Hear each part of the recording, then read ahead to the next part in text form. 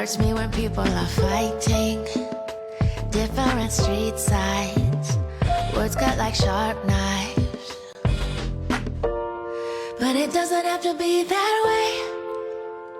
I will not believe that I'm the only one who has that dream. No, it doesn't have to be that way. What will it take to make you believe the change is coming? I know the change is coming. It's coming. I know the change is coming.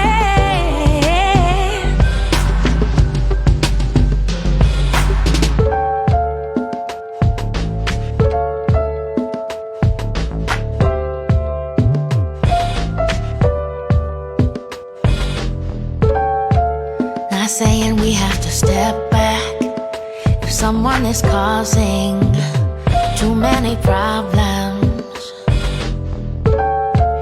We need to stand for the truth now, and I have no doubt that the path is lit for those who say that it doesn't have to be that way.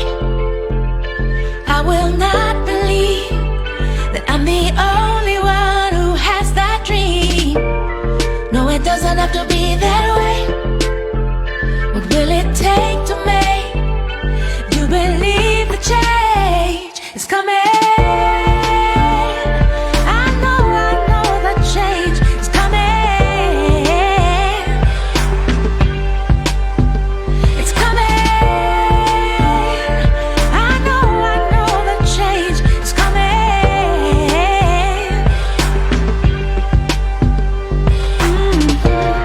Cause it doesn't have to be that way. I will not believe that I'm the only one who has that dream. No, it doesn't have to be that way.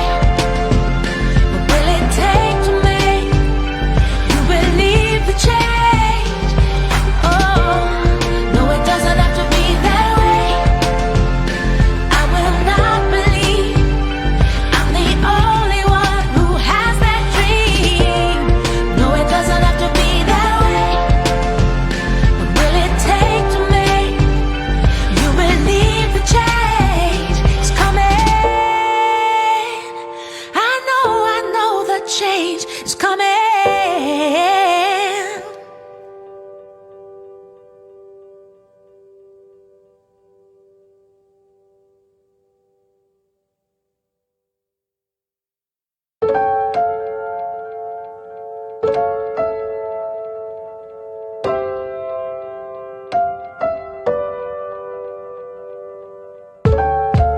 I never seen a real rainbow. I still believe though. Gotta believe though. It hurts me when people are fighting. Different street sides, words cut like sharp knives. But it doesn't have to be that way.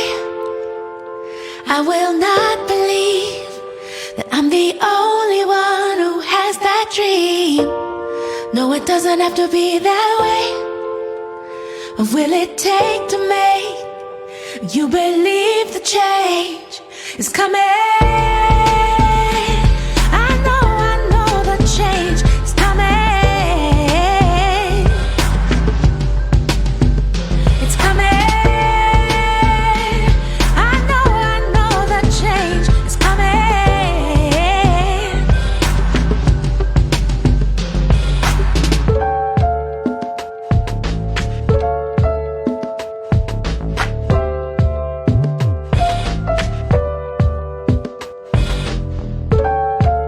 Not saying we have to step back if someone is causing too many problems. We need to stand for the truth now, and I have no doubt that the path is lit for those who say that it doesn't have to be that way. I will not believe that I'm the only one who has that dream. No, it doesn't doesn't have to be that way. What will it take to make you believe the change is coming?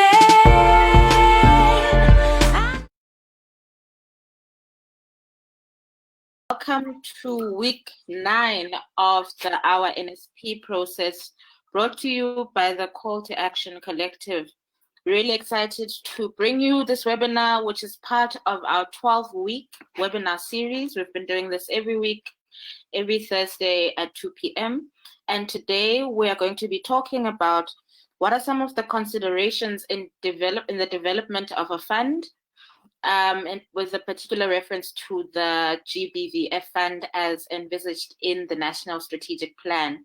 My name is Kwezilomso. Today, we will be joined by two presenters. The first is Chiedza Chagutah, who you can see on your screen. Chiedza is the program manager at the Hlanganisa Institute for Development in Southern Africa. And in Chiedza's role, she manages the Joint Gender Fund, which is a GBV funding mechanism. Chiedza has worked in the sector for over 10 years and has worked on GBV as a researcher in advocacy. Our second presenter will be Phelisa Nkomo, who is a development economist with an honors in economics obtained at the University of the Western Cape, and she's currently doing her master's in development finance at Stellenbosch University Business School. Phelisa is Umkhaya who comes from the rural community of Butterworth and is really passionate about social justice issues, women's empowerment, and the eradication of gender-based violence. We'll speak to you a bit more about Phelisa when she comes and presents with us. The Call to Action Collective is a collective of organizations and individuals that are working together to fight the scourge of gender-based violence. One of the most important strategies or campaigns we've taken on is this Our NSP process. Oh, Nagumkaya, hi Phelisa. I'm really glad you could join us. Where we are teaching each other and thinking through some critical questions as it relates to the National Strategic Plan. What does it say? What are the considerations? And what should we recommend? So we really do encourage people to stay with us on this journey, stay with us in the development of the recommendations so that we can be a critical civil society voice in ensuring the integrity and the effectiveness of implementing a national strategic plan to end gender-based violence. Just quickly, you can find all of our presentations on our social media platforms. You can register. The details are in the chat to receive emails from us. You can register to receive WhatsApp messages from us. And we are both on Facebook and on Twitter. We're actually broadcasting live on Facebook as we speak. So we're really trying to be connected. You will get a copy of this presentation as well just after the presentation has been done, I think, so within the hour. In the middle of the presentation, we're going to have a very short poll just to check pulse in terms of how our presenters are doing.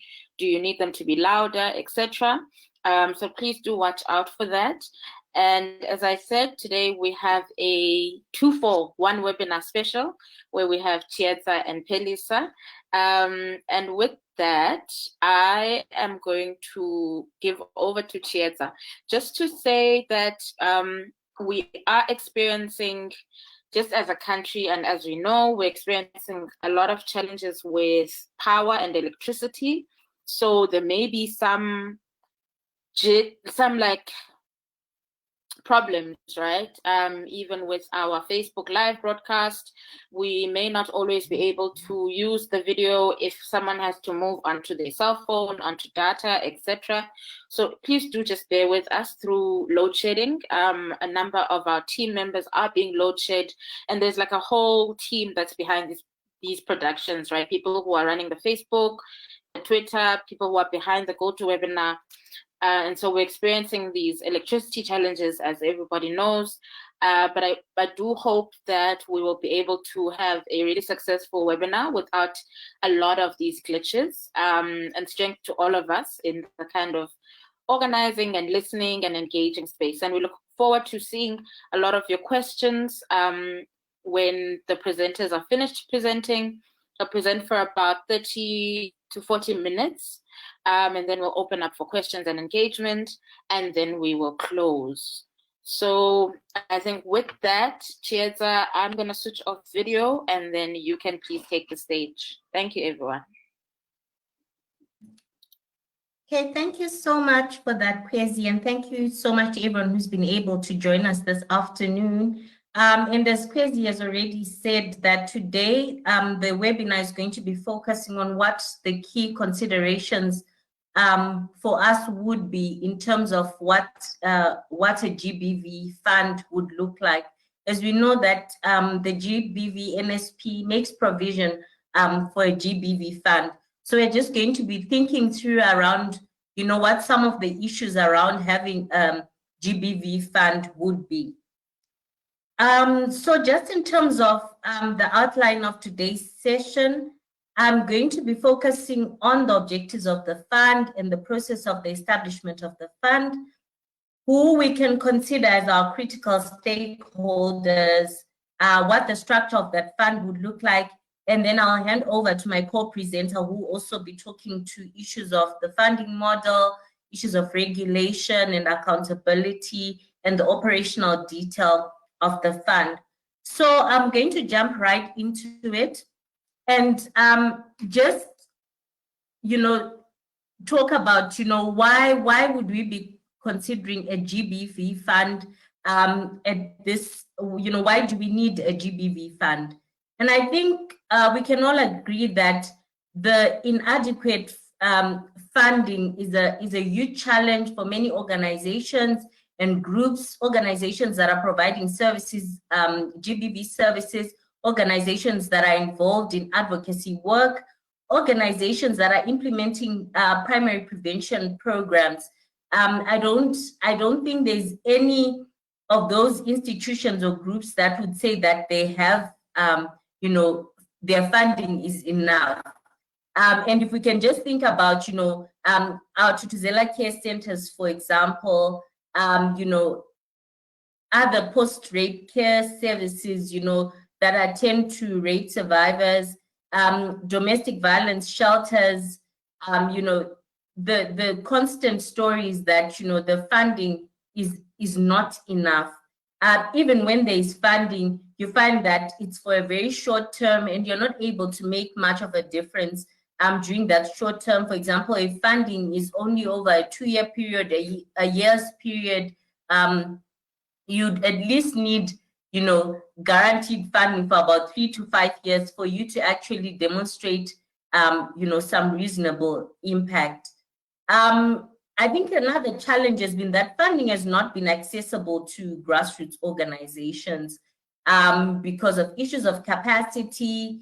And I think because a lot of the funding is determined by the funder and their interest as a funder. And I think having a GBV fund would be able to help us address some of those issues. And already, there's stiff competition, for funding. And so organizations that do not have the required capacity, the necessary systems that the particular funders are looking for, if they don't have those in place, it's very difficult to access funding.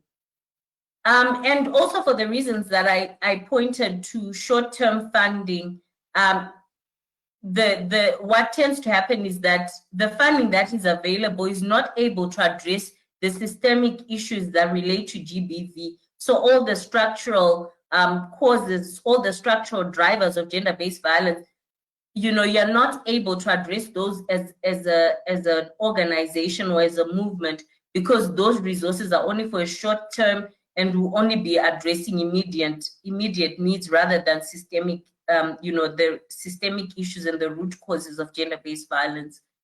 And I think the GBV fund is also an opportunity for the government to put its money where its mouth is, right? So there's constant commitments around, the ending of gender-based violence. We hear the police, we hear, the Department of Justice, we hear NPA. talking about, their commitment to addressing gender-based violence. And I think having a GBV fund would be that opportunity for government to actually, commit resources from the national fiscus, make a deliberate focus in investing on infrastructural development that, contributes to the prevention and mitigation of gender-based violence. And lastly, I think just around bringing in of additional stakeholders in the fight to end GBV. Currently, we know that it's not everyone that's sitting at the table, and not everyone has come to the party. Not everyone has contributed, in the fight to end GBV. And I think what comes to mind is the role that private sector still has to play in addressing gender-based violence in the country. So we have an opportunity here to bring in additional stakeholders who do not necessarily have the expertise in terms of, frontline work, but are able to bring in their different strengths in the fight to end gender-based violence. So according to the NSP itself, there's two statements that I've just pulled out of the NSP, in terms of how it envisions the GBV fund. The first one is around the GBV fund being a mechanism that strengthens and creates sustainable, accessible delivery of intervention and services. And I think there's a few considerations here about how the GBV fund would be able to do that, and just some questions around, how the GBV fund will assist in terms of, how the GBV fund will facilitate for holistic response and prevention of gender-based violence. It talks to the issue of evidence-based programming, and I think, we just need to think about what that will look like. Will the GBV fund simultaneously fund, academic research and, programs that happen in schools and, other post-trauma services? So just in terms of a holistic response, I think we just need to think about what that will look like and how the fund is able to support that. And we also need to think about, where the GBV fund will start and where it will end in terms of its scope. So if we look at a lot of government services that are provided by government, if we look at the police service, if we look at, our courts currently, to what extent are resources from the GBV fund going to be used, for those interventions, or if the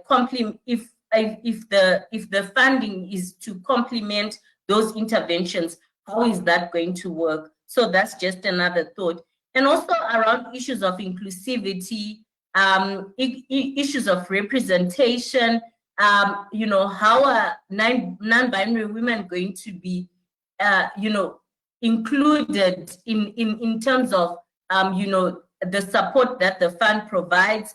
We know that currently there's very few domestic violence shelters that cater to trans women, for example. So we need to think about issues of representation as well. Still on the issue of representation, if we look at women and girls with disabilities, we know that our courts, our police stations are not equipped to deal, are not adequately equipped to deal with, women with disabilities. For example, if you have an auditory disability, if you are deaf, for example, or if you are blind, I know that in some cases, there's instances where deaf women have had to go and find a sign language interpreter at their own cost. And a lot of the times those cases are dropped because they don't really have the resources, to support the inefficiencies that are within the justice system. For example, cases are postponed, and there's a backlog, and it just takes so long. And I think a lot of women, just drop those kind of cases, and we want, the delivery of justice, to be accorded to every woman. Another issue that the NSP articulates is around appropriate, responsive, and coordinated funding and processes in place at national, provincial, and local levels. And I think this multi-level emphasis, we do need to think about, how at a local level, this is going to work. How will money filter down to the local level? So we know that there's a lot of community-based organizations that have limited access to funding. They may have funding from the Department of Social Development, but even then, sometimes it takes long. There's another issue around just how unevenly distributed resources are across the different provinces. For example, if we look at shelters, domestic violence shelters, we know that according to research that's been done by the National Shelter Movement in partnership with the Heinrich Böll Foundation, that there's inconsistent funding and there's disparities, across the VEP program. So shelters, the amount that is funded by DSD per woman in Limpopo in the Free State is different from the amount that is funded by DSD to a woman in a shelter that is in the Western Cape. And I think this would be an opportunity for consistent funding at all levels, given the existing disparities that I've spoken about. So that's just, the two issues that the NSP talks about. And I think just in terms of appropriateness and responsiveness as well, we need to be cognizant of those issues once we get to the point of conceptualizing our GBV fund. And I'm just going to sort of, slide through this particular slide, but I just wanted to emphasize on the 6 pillars of the NSP and how the GBV fund could support some of the 5-year outcomes that are articulated by each pillar in the NSP. I just want to focus on Pillar 2 and Pillar 3. Pillar 2 is around the issues of prevention and rebuilding cohesion. And here I've emphasized on the issue of healing, because a lot of, especially when you're going through the justice system, there's so much of an emphasis around the perpetrator being incarcerated, not getting bail, and so forth. But I think through that process, there's it's important to find healing space, for the survivor, and to make resources available, for that healing to take place and address the trauma of the violence that has happened to them. And also just still on Pillar 2 around safety in public spaces. I think this is where there is need for strong collaboration with government departments that are working in for example, the Department of Human Settlements or the Department of Public Works around street lighting, around provision of water and proper sanitation facilities, so that women are not exposed to violence, because of infrastructural challenges. And then around Pillar 3, again, through the justice system, I mentioned earlier around how deaf women sometimes would need to find a sign language interpreter at their own cost. And I think the GBV Fund does need to, make provision for such support services, to ensure that our justice system is accessible and is sensitive in its delivery of justice. And then just around the issue of legal aid for GBV survivors, I think we know that currently legal aid makes available a lawyer, or perpetrators of violence have access to lawyers at the state's cost.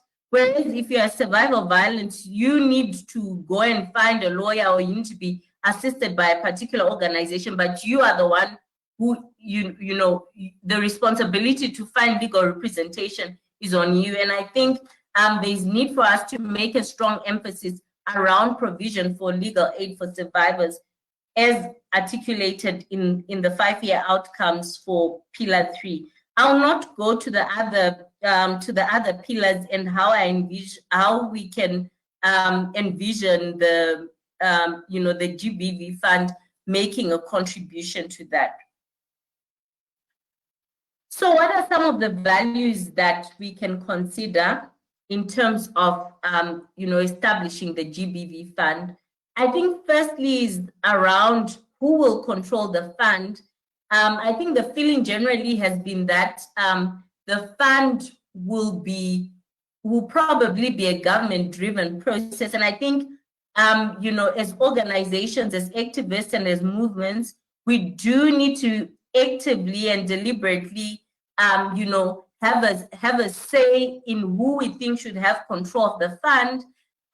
We need to be clear from the get-go what some of those non-negotiables of the fund will be, what sort of values will inform the structure of the fund, and the values that will influence the fundraising model, and who the participating stakeholders will be. So, for example, will the fund be run on feminist principles, which I personally think it should.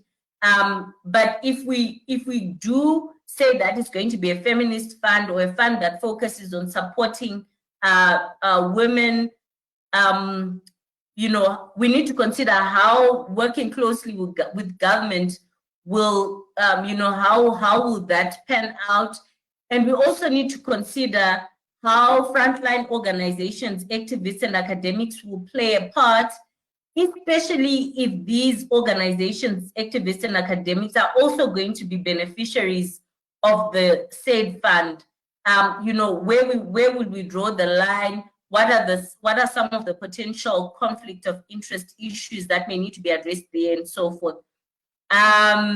Would we think that the fund should only support advocacy work and services, and only support civil society organizations, or organizations that are working on the ground, and no government services would be supported? What do we think about how the money should be dispersed? And again, the issue that I mentioned right at the beginning around supporting grassroots initiatives and movements, the issue of language. We know that a lot of calls for proposals, for example, application forms are still mostly in English.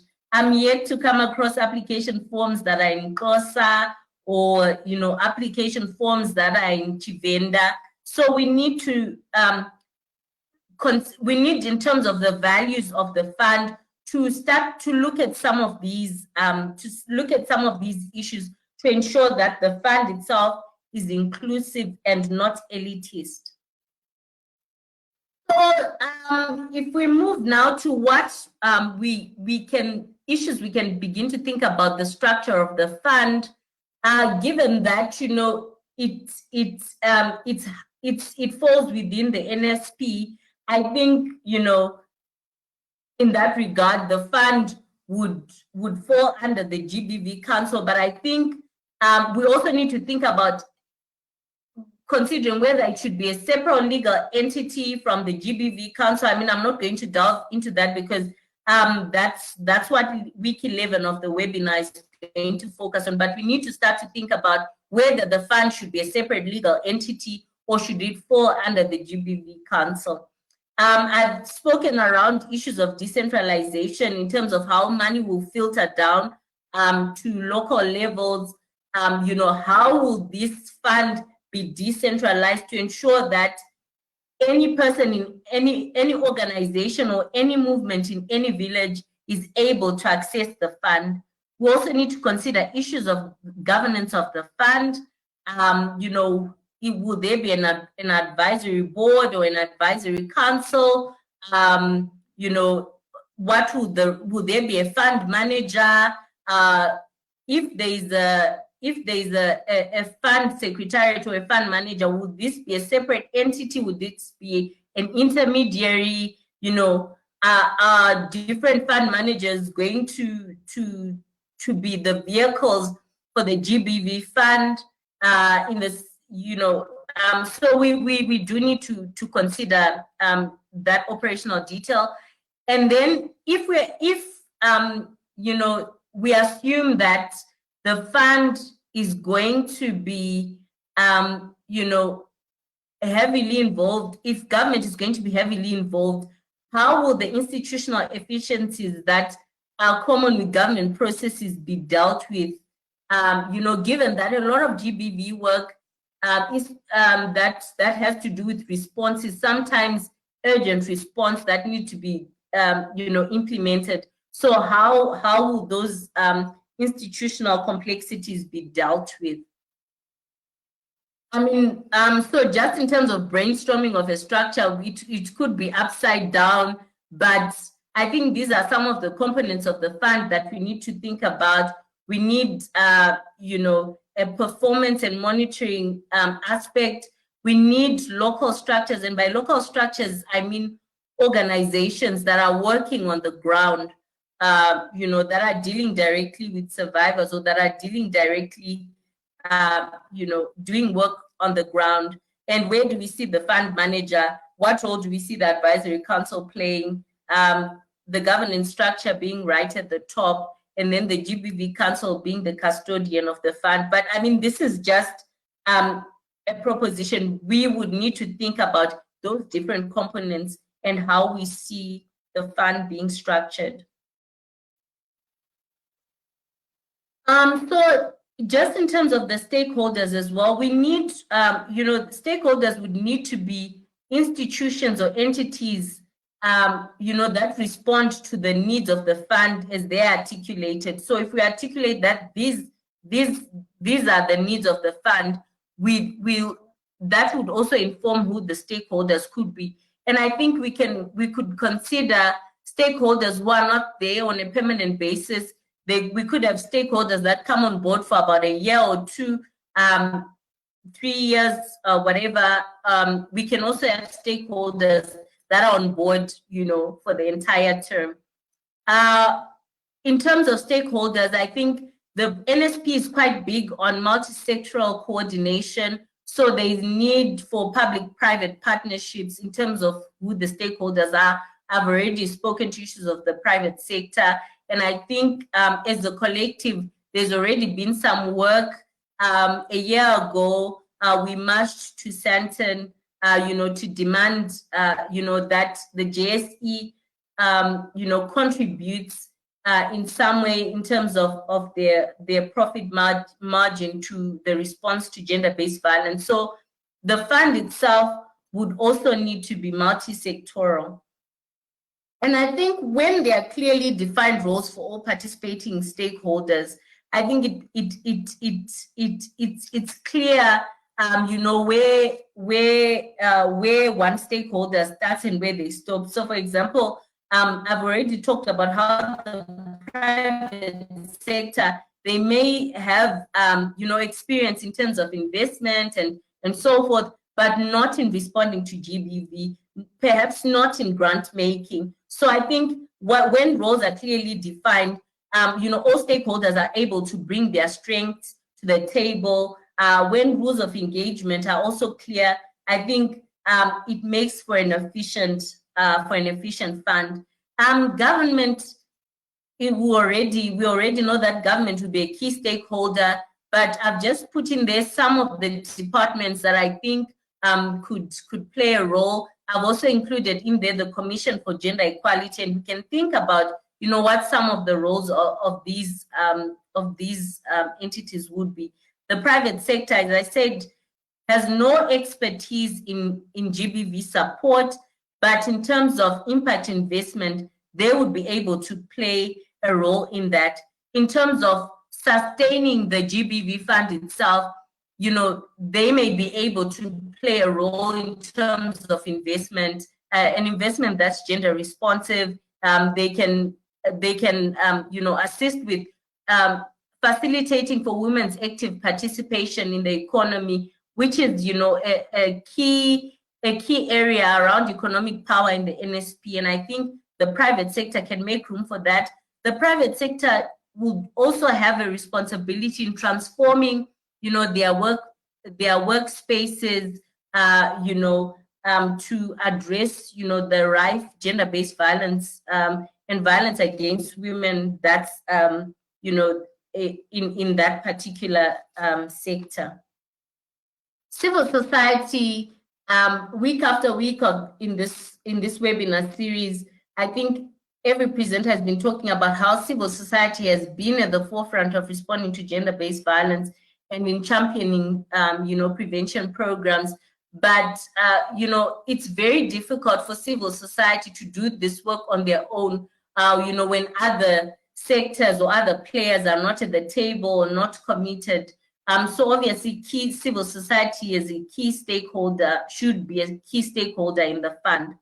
And then we have international development partners, I think, who bring the wealth of experience to the table in the sense that they have been funding GBV work for years, and I think that bring that experience to the table, and obviously financial resources to the table would also be important, because one of the issues, I think one of the discussions around what the GBV Fund could be has been that, the GBV Fund could be the one pot through which GBV funding is channeled through. And if it is one pot, I think that international development partners, aside from contributing, money into the fund, it's also important that, we take advantage of the experience that they have, and I guess it's an opportunity for them to also coordinate their efforts, for wider impact. I'm not going to dwell much on this slide, but this is just a process that I've been thinking through around the grant-making responsibility of the GBV Fund. And I think right at the beginning of grant-making, we need to be centered around, evidence, research, and information that's been gathered at community level, on the ground, to make sure that our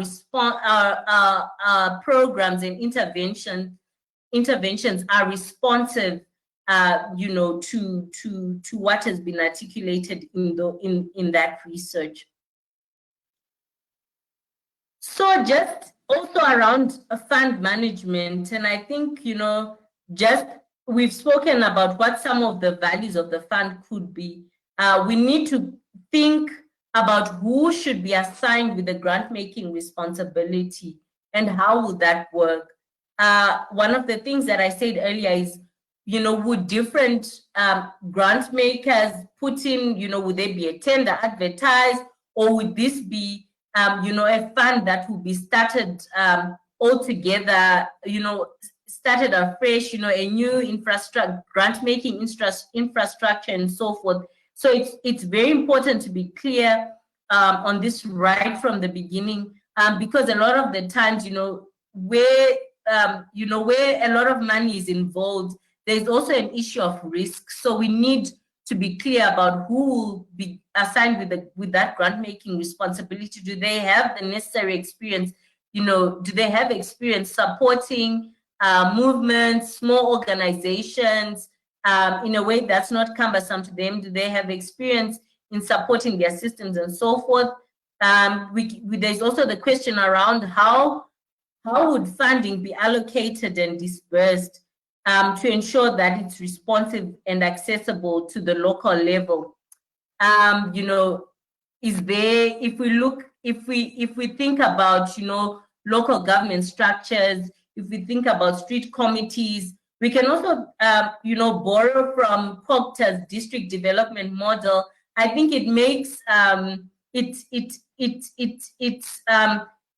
it envisions coordinated, response, coordinated distribution of resources that's responsive, rather than have a national level fund that is not in touch with what's happening on the ground. In terms of fund management, there's also, a lot of mechanisms and fund managers that we can learn from. And next week, we are going to be talking about the different GBV funding models. But I think there is a lot of lessons we can learn out there from other women's funds like, FRIDA, like AWDF. There's models that we could learn from. And so while it's clear that not enough resources have been channeled towards addressing GBV, there are some considerations of additional support that's needed. So for example, issues to do with capacity strengthening to ensure institutional sustainability of organizations that implement GBV programs. We know that, the fact that it's a fund does not necessarily mean that it's only going to be dealing with money, but I think there's other issues to do with the capacity of organizations, particularly of grassroots organizations, in terms of, systems that give confidence to the person that's funding those organizations, in terms of financial management, in terms of proper monitoring and evaluation. So in terms of measuring impact, so just one random example would be, so if an organization has been implementing a program over 2 years, what sort of impact has been done?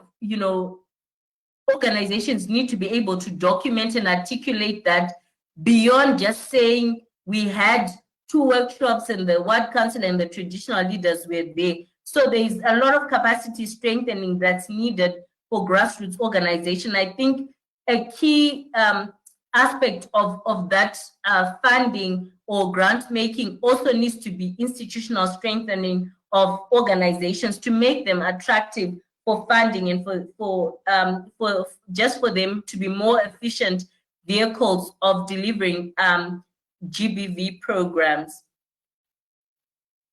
I think just in terms of the modalities of the fund, there's so much that this was just a scratch of the surface in terms of, some of the issues that we could consider. But we know that one of the things that we do need to be cognizant about is that, it requires time to set up a fund, and it's important for us as a collective to already conceptualize and begin to put pen to paper about what we want this fund to be, what we want for it to serve. Having, being clear about those sort of issues saves time.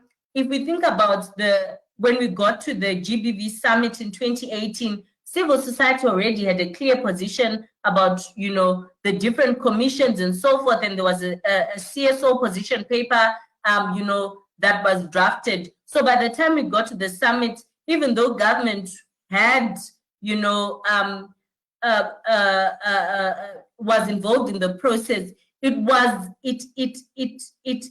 made it easier for society to, to participate in that process, because civil society was very clear, women's groups were very clear in terms of what they wanted from the summit, and we can owe that to the collective.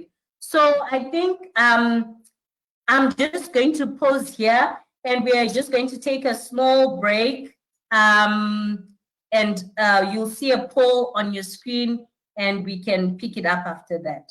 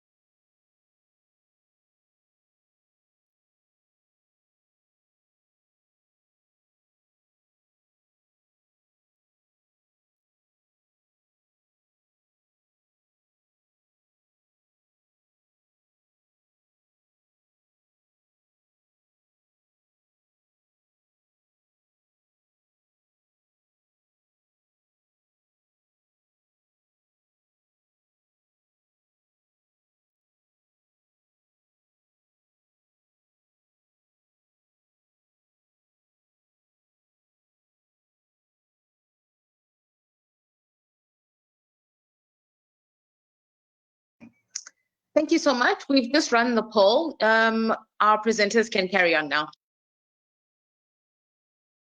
So Chiedza, will you help me with the next slide? Okay, so I think the Chiedza has kind of like really outlined the contextual issues and the need to, and the things that need to be considered as we are, establishing the fund. I think so. My next section in the next, 5 or 6 slides is really going to be intersecting between the regulation issues, the modality and the character of the fund, and then what are the opportunities. But of course, then do the conclusion in terms of what is it. So there might be a bit of a overlap and repetition in terms of some of the things that Chiedza had said, but it's only just that it's kind of like it's really an important point of emphasis that we need to make.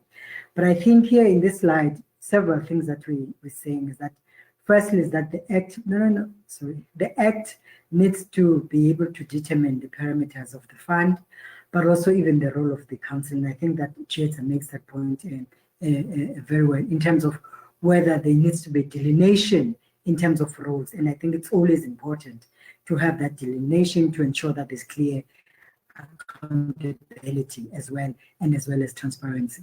But in terms of the rules of the games now, already in the proposition, the 2 points that Chiedza makes in the structure is the issue that there would be a fund manager within the proposed, within the ideas that we've thought already.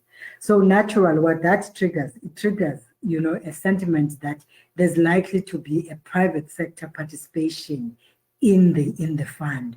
So meaning that there will be a fund, there'll be an act that regulates the fund, that in fact there will be some principles of a public-private partnership.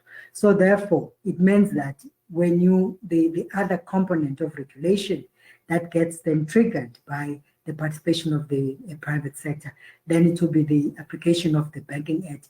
And really from the Banking Act perspective, it's around prudential rules, which I'll speak on them later on, and as well as Financial Services Act. In this context, there would have to be a memorandum of incorporation. So meaning in terms of how the fund disperse the funding, what's the rules of engagement between private sector and public sector and civil society that are actually that will actually be involved.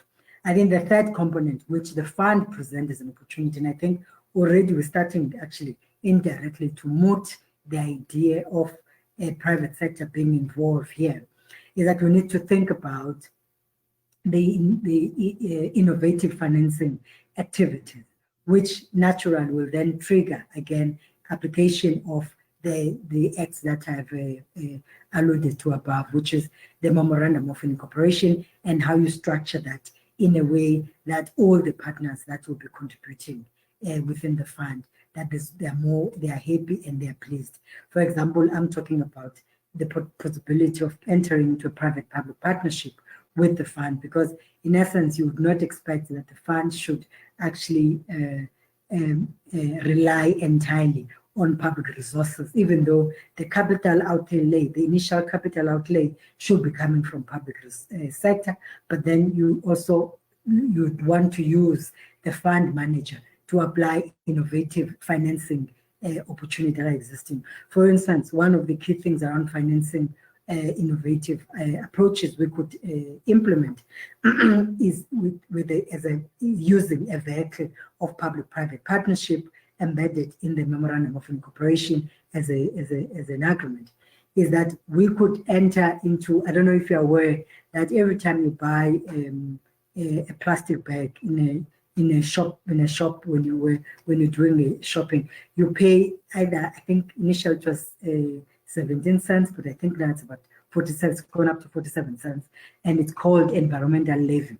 One of the key things we could enter into partnership with a private sector, for instance, obviously it be regulated, is that at least every 5 cents of spending, and we're not saying, and I think we're going to have to manage this very carefully in the light of value-added tax that has gone up to 15%, that every either 2 cents or 3 cents be actually added we have a levy that is called GBV levy. So for every, an overall amount that people spend, 3 cents or 5 cents gets taken and be channeled to the fund, because that's when actually you're going to have sustainability of the fund. But also, that's how we're actually going to be sending a very clear message to South Africans around the need to end the GBV fund.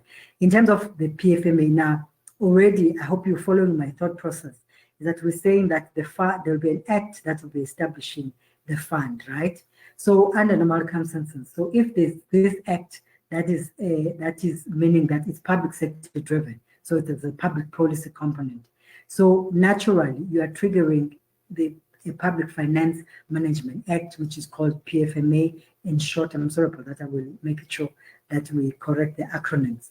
It's Public Finance Management Act, which in fact actually is not restrictive to an establishment of a fund, except that it's going to require audit, transparency principles of audit, but as well as that the spending is very transparent, but also the performance, meaning the performance of the fund, and that is consistent with the objectives of the fund, which in essence, those objectives of the fund would have been clearly established within the fund, the act that would have been proclamated by the state.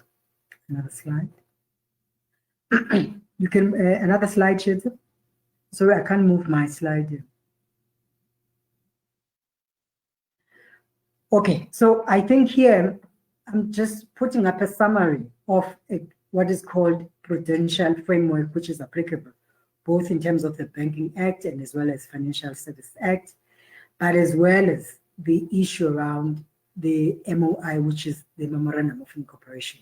So if you recall, I'm talking about the role of private sector and entering into public-private partnership. So the next few bullets are really stipulating that these would be the framework that's going to be required to be clearly established. Now, Chiedza already in the structure, he kind of like says, what would be the governance framework? So it's important that we establish the governance framework, but also within the feminist principles, that it be transparent, that it be accessible, and there's a board, there's an advisory board, and that consistently some of the decisions that the board is taking is much more subjected into an audit risk, but also to a much more transparency principles. I think the operational risk, for instance, when we think about the operational risk of the fund, immediately starting to think about, will the fund, for example, have offices across the provinces, or it will be centralized?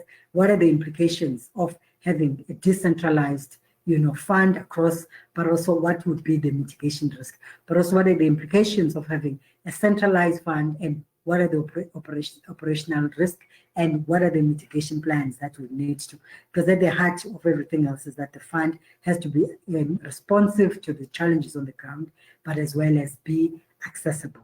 So we need to be awake to that. I think consistent to the governance framework is a clear establishment of accountability mechanism. Now, one assumes that because you have several policy instruments that will be governing the fund, which is the Act, which is the Banking Act, because there's a prudential rules, because there's money that is involved, the financial service, if there's a component that is linked to that, because there's a fund management proposition on the table, but then there's a memorandum of it, is that in essence, it needs to articulate very clearly now and say, how do we then structure the internal accountability mechanism, that they are consistent to all those policy regimes? That's one.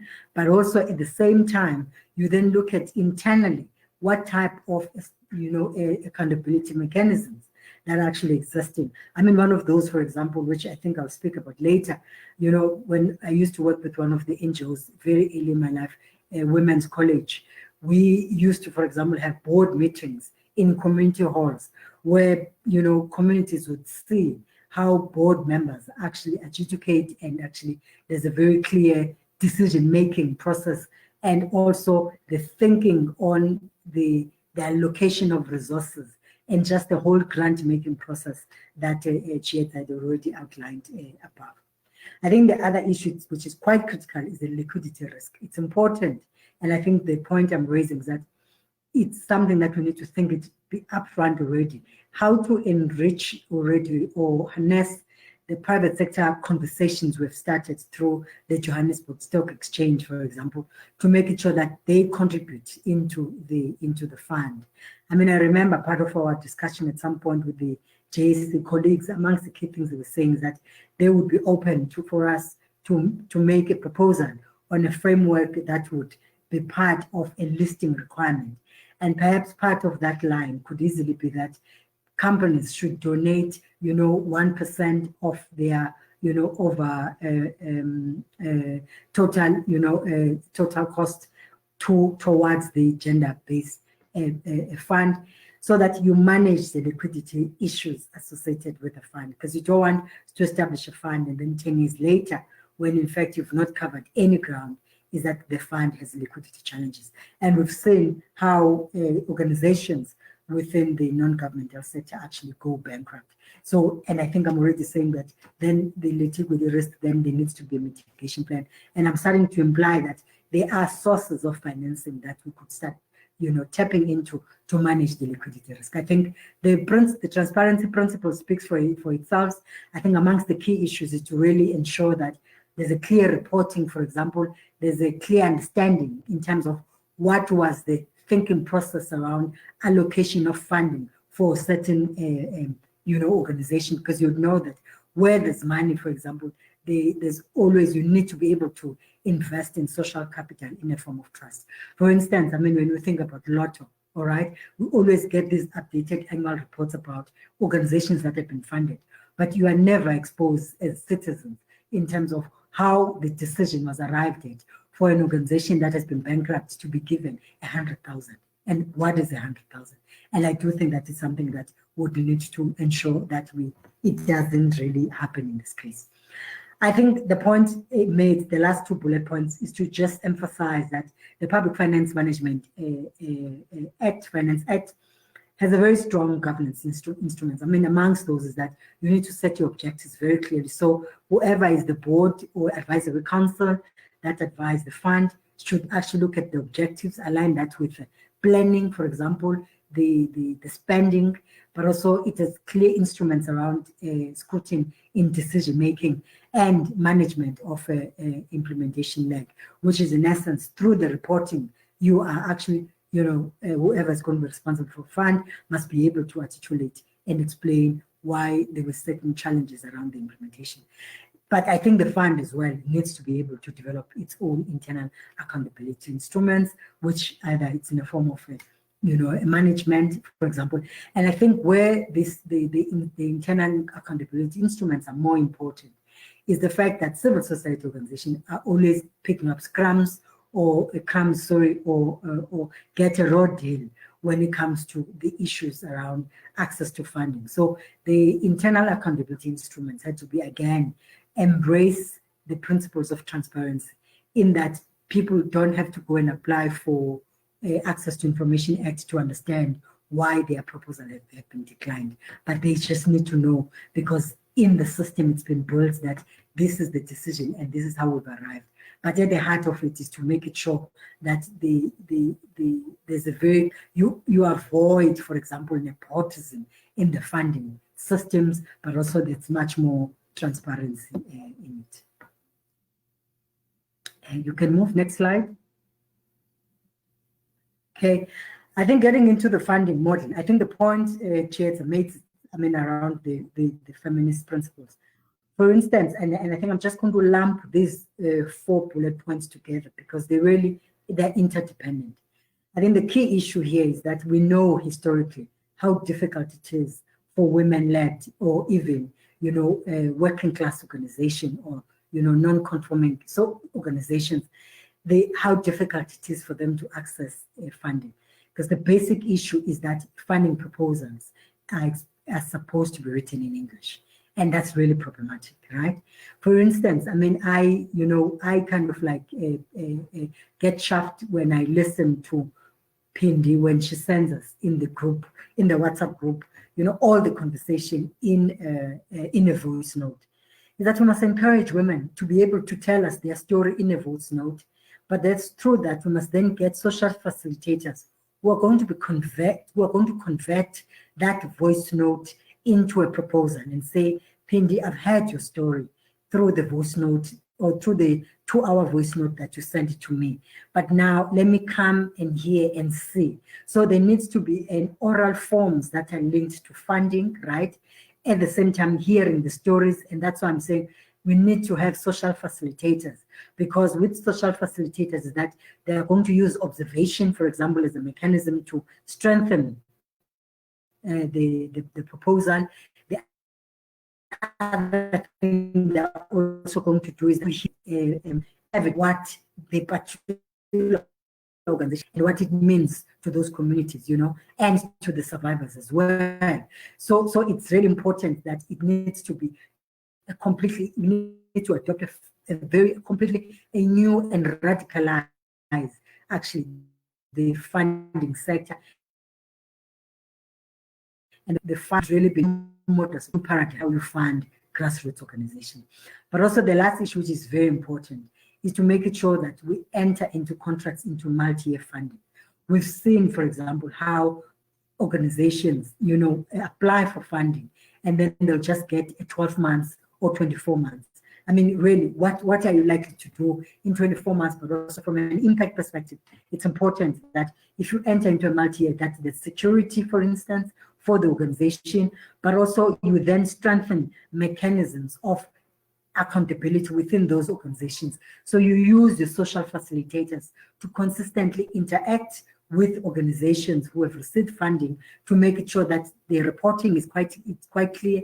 There are systems that have been that are existing within the organization, and that in fact they are able to sustain themselves. And you'll hear later when I talk about building an economic model within the fund.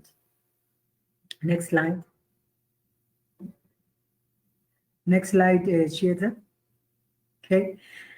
Yes, I think I made the point around, please, can we make sure that the fund does not adopt a Eurocentric approach in the proposal?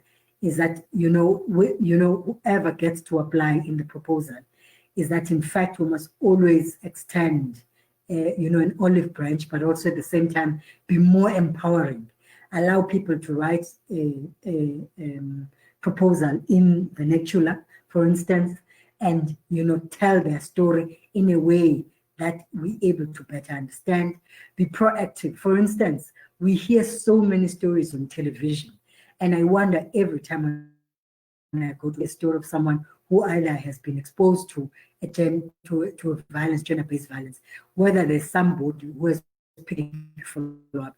And I think this is what the fund has to be different. I think those are some of the feminist principles, that if you've seen something on media, for instance, that the fund must be so proactive, not reactive, and pick up and say, so and so, go and follow up in that community. What is going on?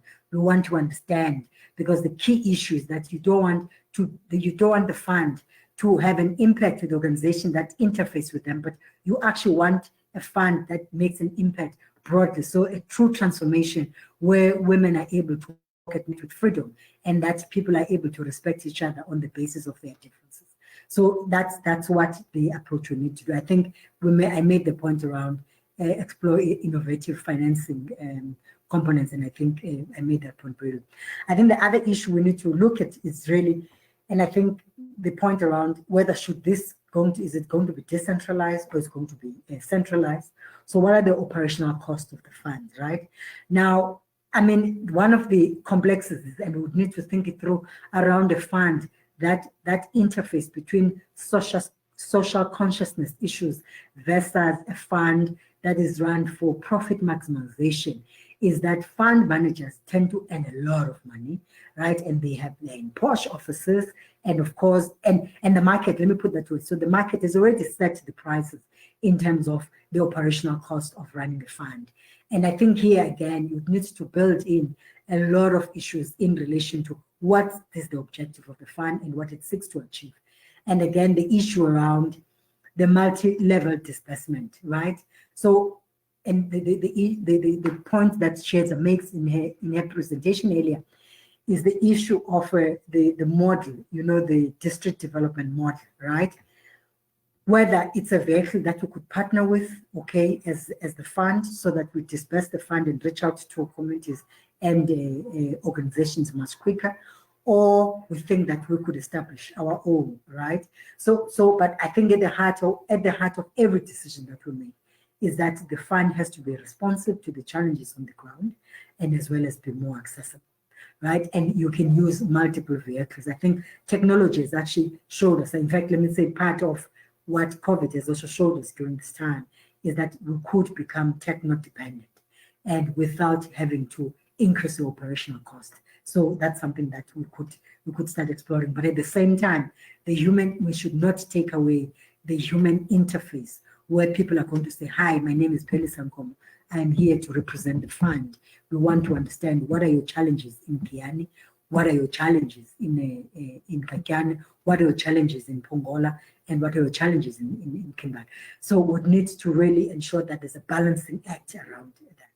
I think the bigger issue as well is the tailoring of the funding model to South African realities. It's very important. For instance, one of the key issues, like we know, one is the fact that, and I think I talk about later on around social dynamics.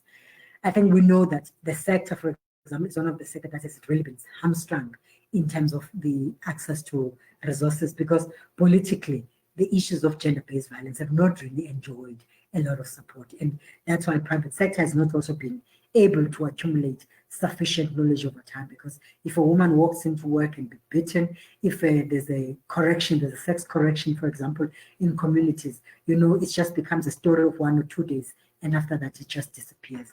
So part of that tailor-making of the model is to truly be sensitive to some of the biasness as well that exists within communities. So, and again, it takes to the point around making sure that we actually apply feminist principle and as well as intersectionality in the rules of engagement and even our own funding model. And sometimes people, if they're sitting in an education board, they must say, I want to confront my stereotypes about this funding proposal. I actually don't understand. We must create spaces for that so that people don't advocate over proposals and only to find that actually they have serious biasness over that proposal, and that's why perhaps the organization never received funding. So I think it's some of the things we need to go to battle with. I think the other issue is to fundamentally know that because the sector is underfunded. I mean, I know a lot of women who have mentored me when I grew up who had led organizations, and you could see the meager resources they survive on. So it's really important that, for instance, and I have a grant making background. I worked for Open Society Foundation, and I chaired a board that would lead the grant making as well at some point for almost a period of 8 years. And I saw how sometimes we tend to squeeze out the issue of salaries.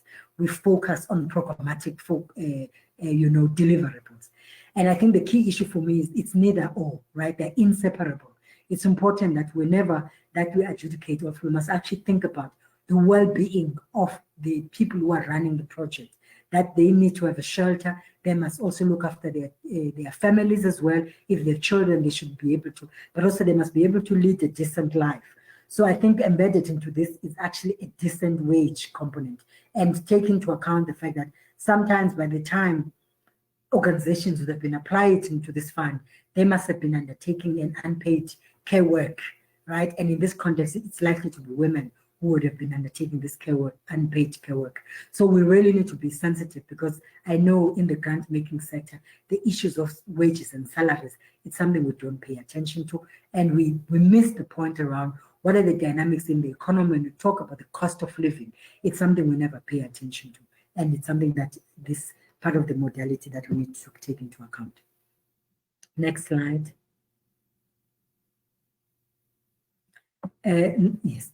So I think here I'm just really going to make the summary, because I think the point Chiedza has truly made around the accountability and the issue. So the key issue is that we need to have accountability mechanism for the sustainability of the fund.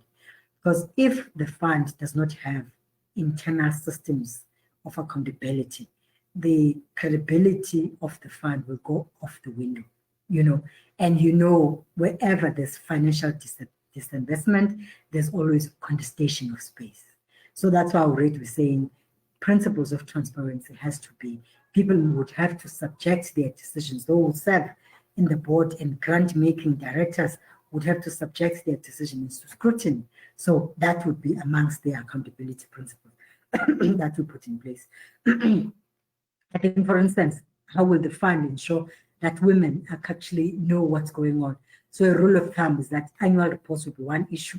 I think the point again is to host, open board meetings in communities, for example, visit projects. Board members must take time to visit projects that they funded or they seek to fund. So there needs to be a lot of activism that is actually infused in the fund, because once we infuse straitjacket standards that have been set by private sector in terms of how the fund operates, I mean, rest assured we're going to miss the point and we're not going to be able to reach people who actually need to benefit from the fund. I think the GBVF would have already set up the objectives, but I think the key issue is that they need to be realistic, but part of that realism meaning to it is the issue around the impact and the change, right, that we want to make.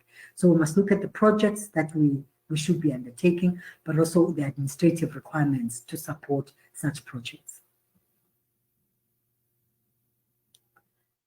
Next slide. Okay, so in conclusion, I think the issue overall is that the fund has to be an outcome-based financing, right? So the outcome-based financing, really the word speaks for itself, is that when you're able to fund a project, and remember the point I was making around the multi-year funding, what you need to do is that if you're saying, for example, we'll enter into a fund and contract for 5 years, so we know what are the outcomes that we expect from that. In between, the fund must be able to help organizations undertake evaluation of the projects. So monitoring and evaluation must be infused in the system so that even if organizations are struggling, right, to meet some of the objectives, they are not met with the challenge after 5 years that, oh, unfortunately, we're not able to provide you additional funding because you couldn't meet the organization. So I think that feminist principles of nurturing and being developmental, taking a developmentalism approach in our funding, it's just going to be so important. So within, of course, ensuring that you achieve what you're looking for. I mean, I think I've already made the point around ensuring that we take into account social and economic dynamics. I mean, this sector, for example, has taken a knock, in the last 10 years. Not only the state, in terms of its own ideological posture across, it has actually kind of like has sent off this sector into closing shop, but also its failure to actually allocate funding to this sector because it's either been perceived as a political, but also it created a lot of discomfort. So it meant that actually when this fund is established, is that a lot of organizations are either going to be starting to have a lot of expectations from what the fund is going to, and the fund has to take into account a lot of dynamics. For instance, sometimes I think about how we would used to fund organizations without thinking about the distances that people have to move to service, some of their clients or to service the communities that they're connected to. And when you fund, you just don't think about transport costs, for instance, right? You don't think about cost of accommodation, but also you don't think about the fact that sometimes some families have opened up their homes into, gender-based violence survivors, and they need to carry, the emotional burden, of having to support the survivors. So there's a lot of, the approach here has to be so much maturity with a lot of open-mindedness, right? I think the funding, capacity, we need to build funding capacity within the fund.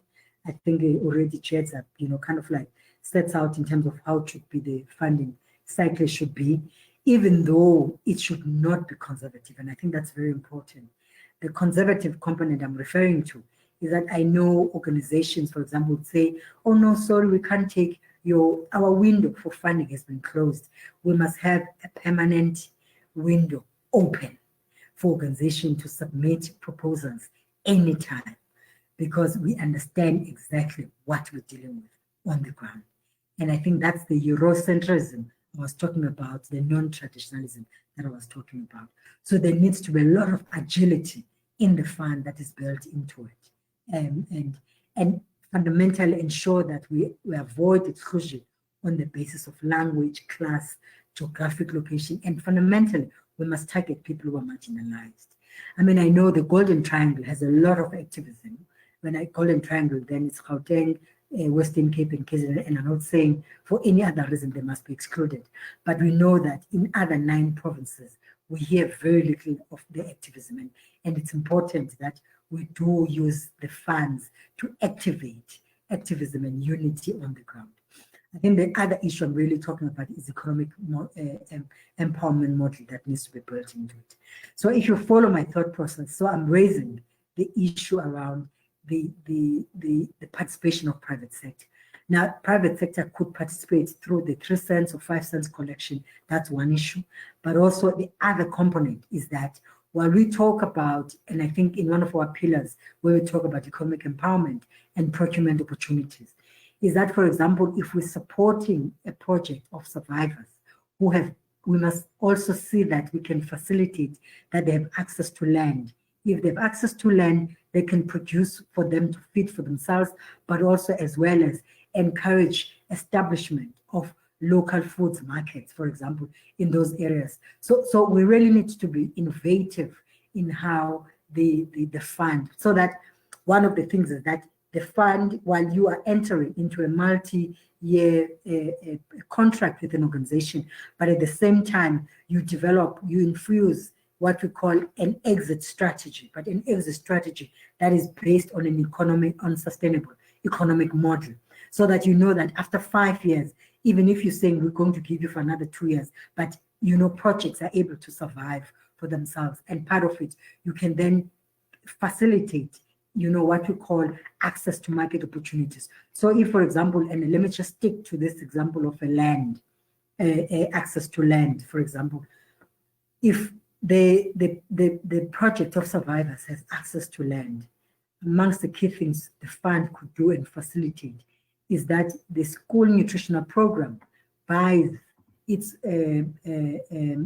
vegetables from the, you know, from the project that we funded, and we push that again. It must enter into a multi-year, you know, offtake agreement of between 3 to even sometimes 10 years if the project is located there. Because I think at the heart of this is that part of the restoration must be about the healing journey, but at the same time, it must be about communities and individuals who have survived violence, leading a productive life. And that's what the fund must actually be must be achieving as a long-term objective. And I think that leads me exactly to my last point around using the theory of change as a yardstick to measure the progress that we're making. Because while we're intervening, you know, on an issue that is socially interfacing, but at the same time, we know its impact on people not being able to lead productive life, but also leading a life that is fulfilling to themselves, is that then we use the framework that we proposed in the social change to look through at the projects that we funded, but also the points that Chiedza makes around research and development, because I know that all of us activists are probably aware of what could be the sources of gender-based violence, you know, but at the same time, we must never stop to actually ensure that we do the research and actually fully understand the nexus between social dynamics and economic dynamics. And obviously then you then infuse your theory of change to actually look at it and say, how much progress are we making? Where do we need to touch? Is the issue, for example, of access to resources a driver on gender-based violence, and how do we intervene? So really, we truly have to be a fund that is a change agent on the ground, not your traditional, you know, funding institution that we've seen outside, or a donor organization that we've seen over the years. Thank you very much.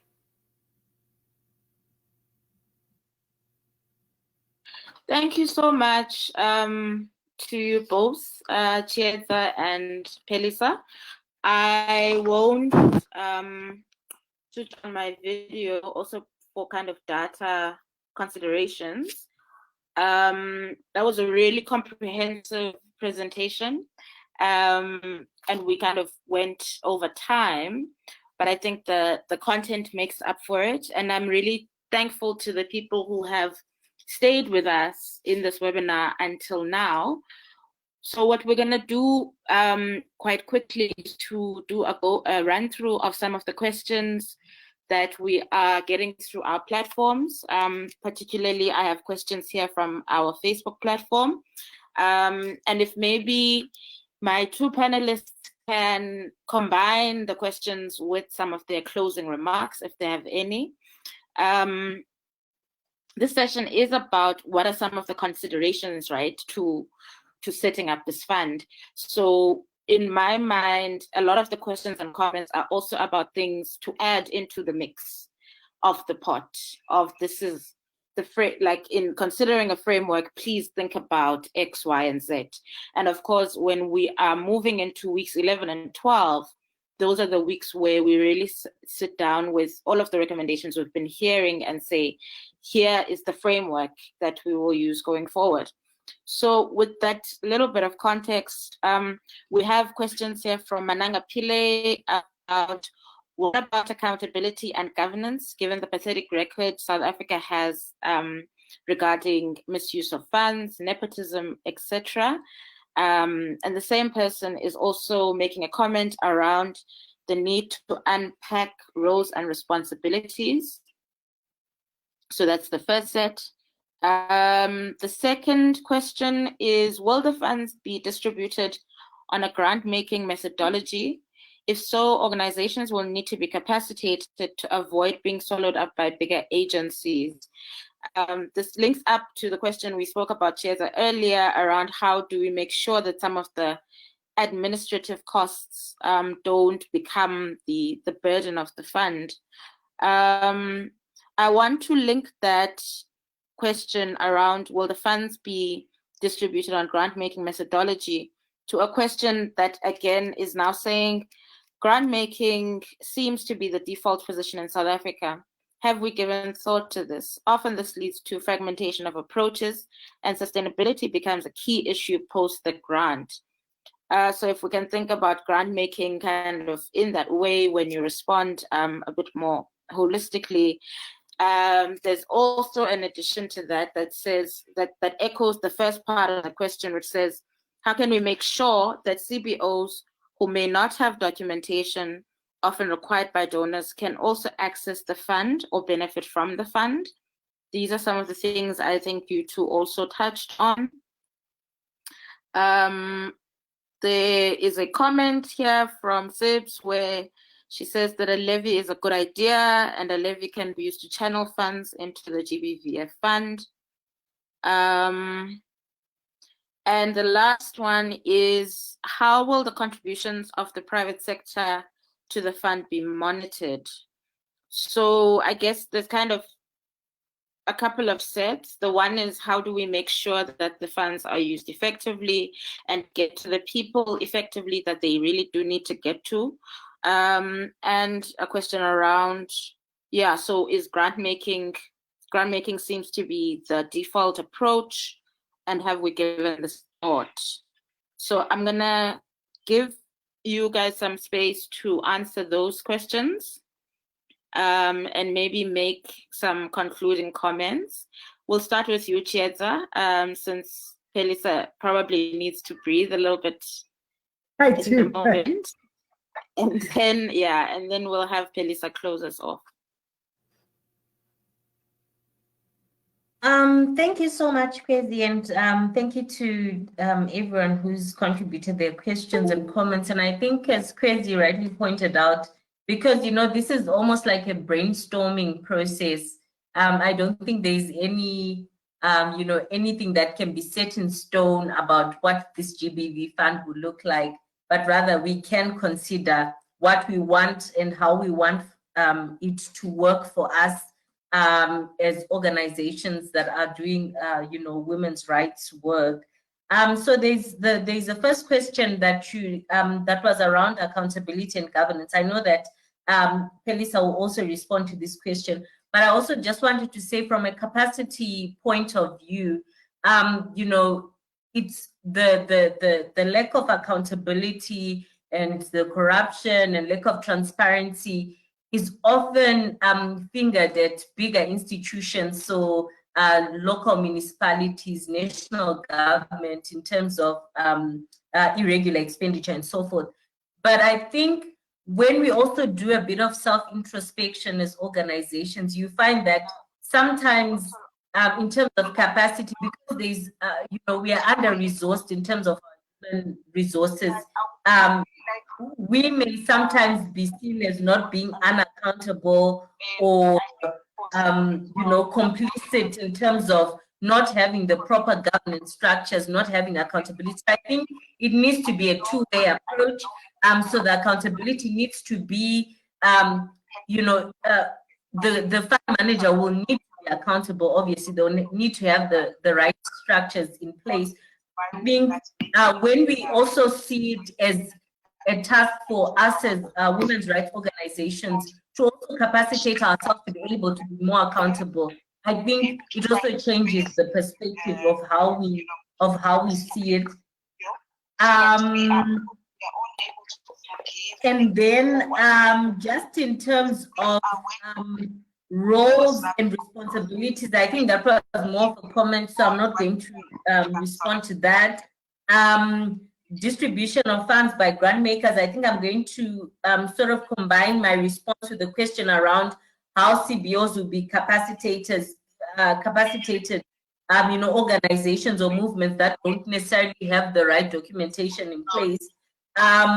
You know, I think capacity building, as you know, myself and Phelisa have mentioned, capacity building remains a key component, you know, of the support that should be given to organizations and movements. And if we adopt an approach that's responsive, I think, you know, it will sort of help us with those issues that we maybe currently think of now as weaknesses, but we may be able to see them as opportunities to support organizations on the ground, including things like, you know, a feminist political education project, you know, in addition to institutional strengthening. So I think there is an opportunity if we are calling ourselves, if we want our fund to be responsive, if we want it to be accessible, I think that's definitely some of the work that needs to be done. And if there is a fund manager, there is need for someone who has reach and experience in terms of providing that kind of support. There was a question around whether grant making is sustainable and if it's the only way. I think from where we are now, because there is such a dearth of resources, it could be the starting point, but it's not the only way. I think, which is why we need to, we would need to come around the table and talk about what some of the models, you know, of providing resources or funding to organizations would be. I mean, we can think about social enterprise models and so forth, but I think, you know, there is room to think about other models. I'm going to sort of stop there, and conclude saying that I think this is an opportunity to have a fund or a mechanism that promotes sisterhood. If we say this is a feminist fund or it's going to rest on feminist principles, this is an opportunity for us to create something that will foster sisterhood instead of competition, you know, as things currently stand. Something that's flexible, but also something that invests in institutions, both institutions and individuals. So it's not going to be a matter of either or, things like leadership development and so forth.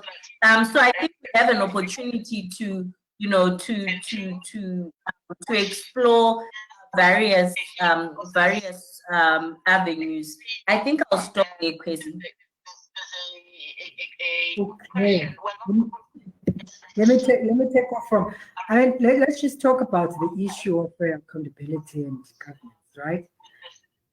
Yes, and I think the person who asked the question it's fair. I mean, we've seen so much corruption, and I think this is why we have to be so unique.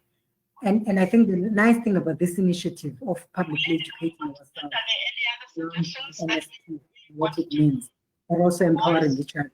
I think we can engage into a similar exercise, for example, when the establishment of the fund is about to start. I think the issue is, firstly, is that we need to get ideas from people in terms of what forms of accountability systems that they think there needs to be outside of the traditional accountability system, which is you appear in parliament, you write a report, and perhaps the other one is that you need to have public meetings, where people can come. And from a governance perspective, that there must be a public participation process, right? Every, quarter, so that you don't wait until there's a crisis. So the point I was making is that we have to infuse a lot of activism in the fund itself, so that it doesn't operate like a traditional bureaucratic department or a traditional, NGO government, or even a fund itself, right? Where you just need to have an annual general meeting with the board of directors there, and then the chair of the board just reads the annual report. So we truly need to design it in a way that it's fit for purpose in as far as what, the constituency that the fund is actually going to be serving. And in this context, it's going to be grassroots organizations.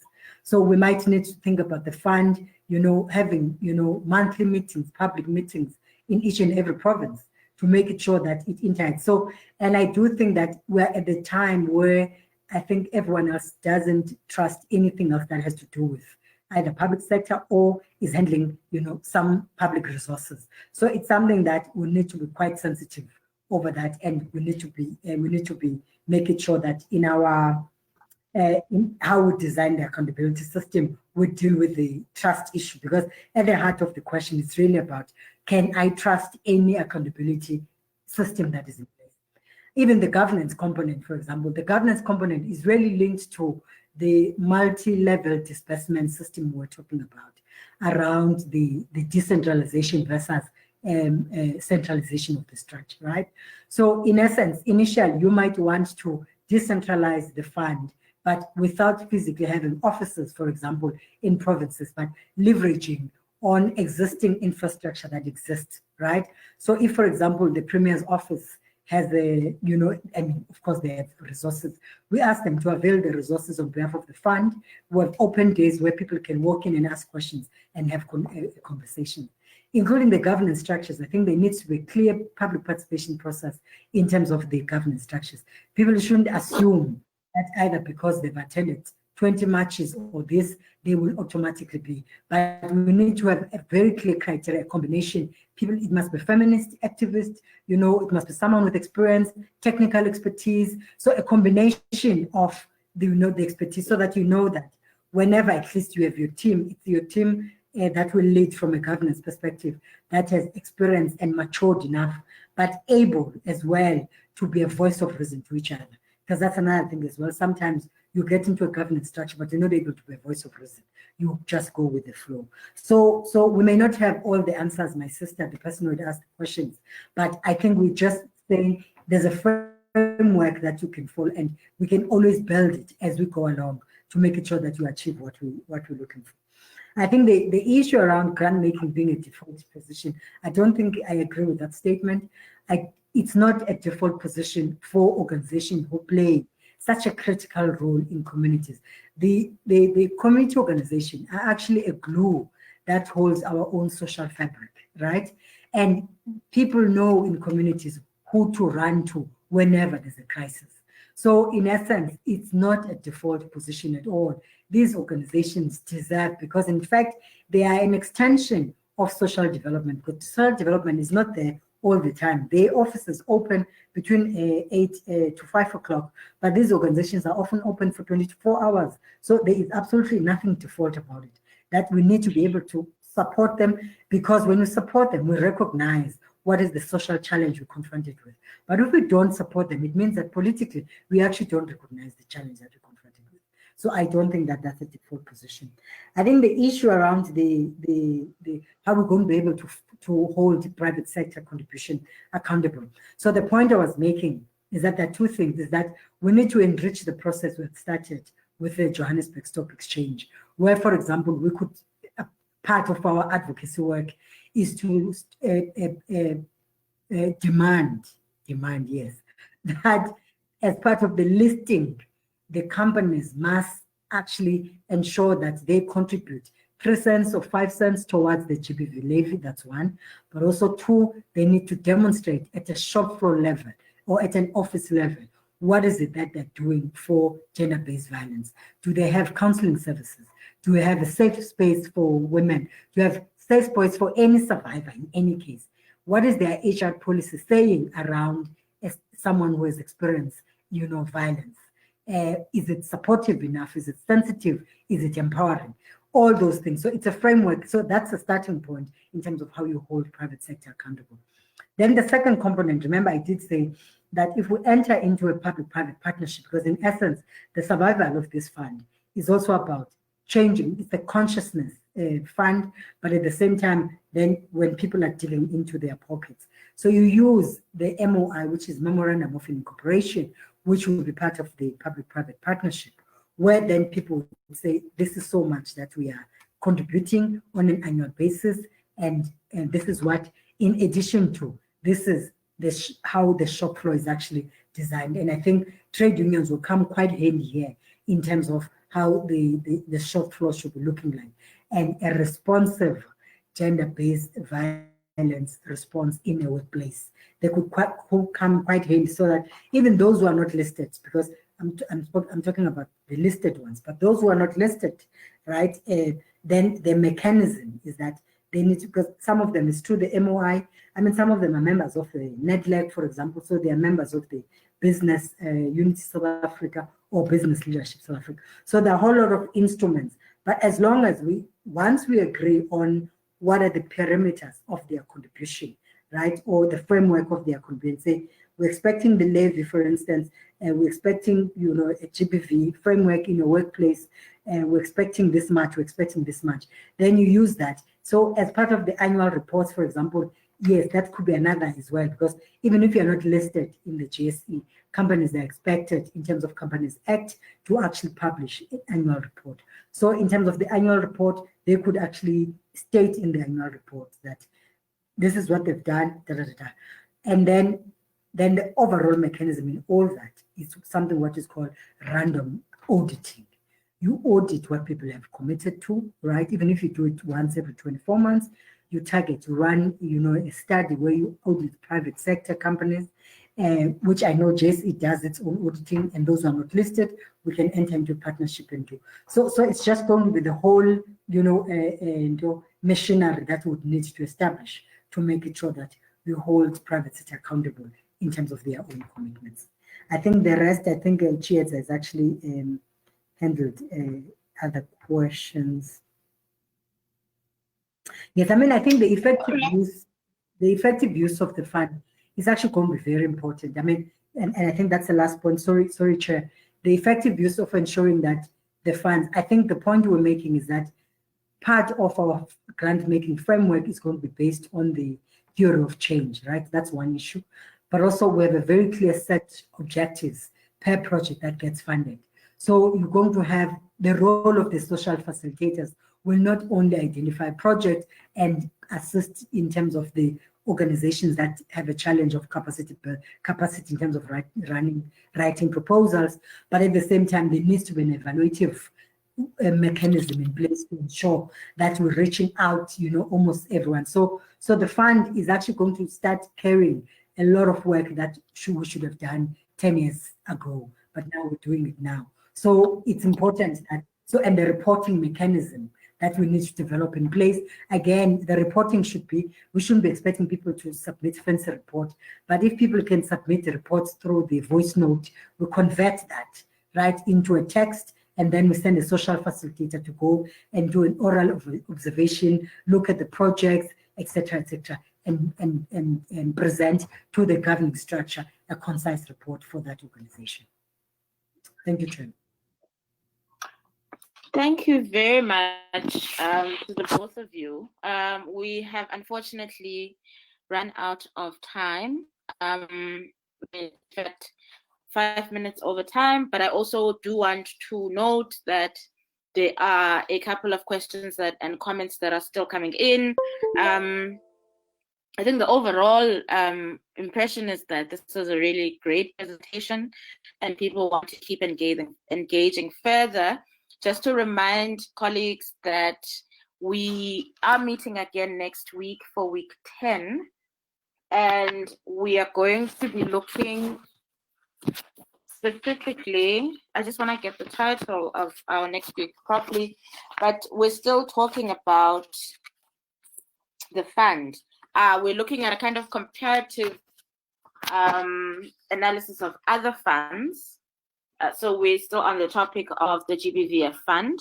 There are some comments here around some of the political frameworks. So someone is saying that we've spoken a lot about feminist principles. So how could we reach consensus on which principles these are? And I think that's a point for further discussion that we will take on board. And a couple of other questions and comments around needing the presentation and us needing to send the presentation to the attendees. And that's something we'll follow up on with the kind of specific people who are saying they haven't received it. So with that, I really would love to thank the presenters, Chiedza and Phelisa, did an amazing job today. I'd really like to thank our team, the entire team, from the people who run the social media pages, to those who are doing the mobilization, to those who are doing the GoToWebinar panel, etc. These sessions do not take little to organize, and so it's really important for us to keep that in mind. And with that, I think let's close today's session and let's meet again next week on the Thursday at 2 p.m. where we're looking at comparative examples of other funds. Thank you, everybody. Thank you so much. Thank you. Bye.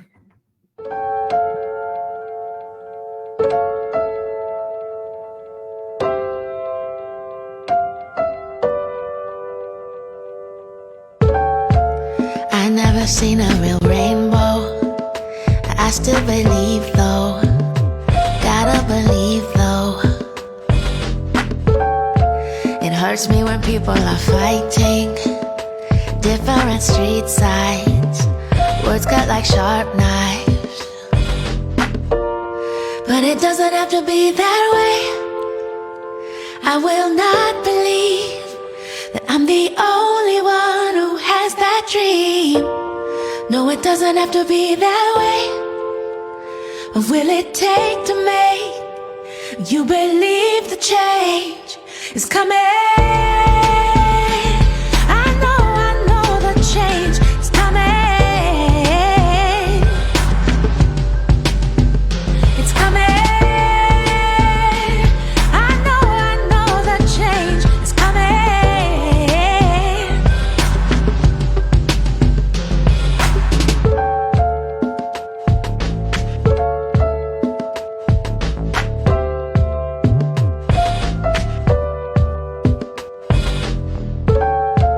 Not saying we have to step back if someone is causing too many problems. We need to stand for the truth now, and I have no doubt that the path is lit for those who say that it doesn't have to be that way. I will not believe that I'm the only one who has that dream. No, it doesn't have to be that way. What will it take to make you believe the change is coming? I know the change is coming. It's coming. I know the change is coming.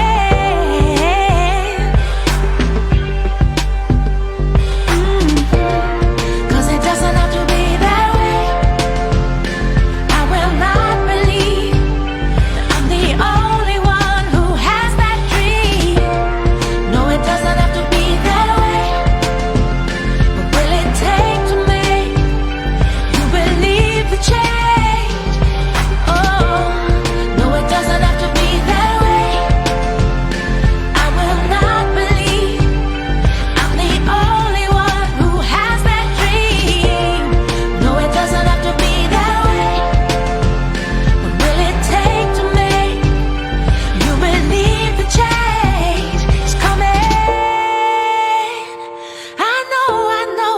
change is coming.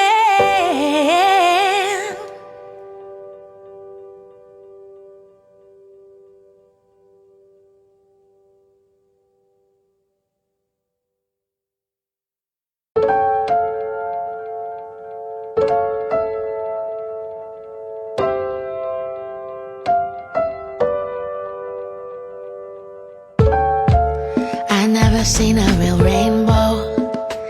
I still believe though. Gotta believe